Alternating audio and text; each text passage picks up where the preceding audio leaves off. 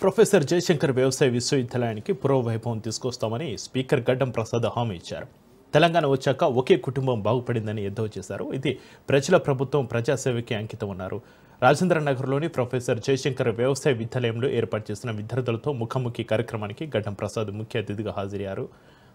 10 సంవత్సరాలుగా విశ్వవిద్యాలయంలో ఎలాంటి అభివృద్ధి జరగలేదని విద్యార్థులు తమ సమస్యలను స్పీకర్కు వినిపించారు.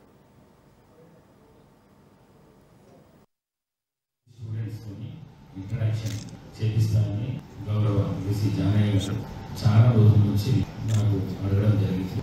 ఈరోజు టైం నా నియోజకవర్గానికి పోకుండా మీకు టైం ఇవ్వాల్సి వచ్చింది. మరి ఈ కార్యక్రమంలో స్థానిక శాసనసభ్యులు గౌరవనీయ ప్రకాష్ గౌడ్ గారు, మరి మన వైస్ ఛాన్సలర్ గారు, పేరున నాయకులు చాలా మంది వచ్చిండ్రు.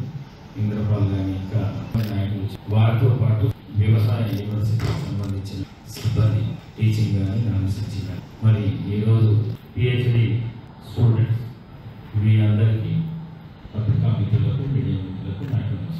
ఇంట్రడక్షన్ అంటే నేను ఏదైనా మీరు అడిగితే నేను చెప్పాలని మాకు, కానీ సమస్యలు ఉన్నాయంటే చాలా కష్టమైన పని.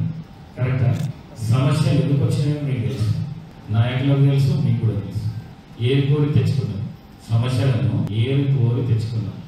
తెలంగాణ ఉద్యమం చేస్తుంది, ఎన్నో కార్యక్రమాలు చేస్తుంది.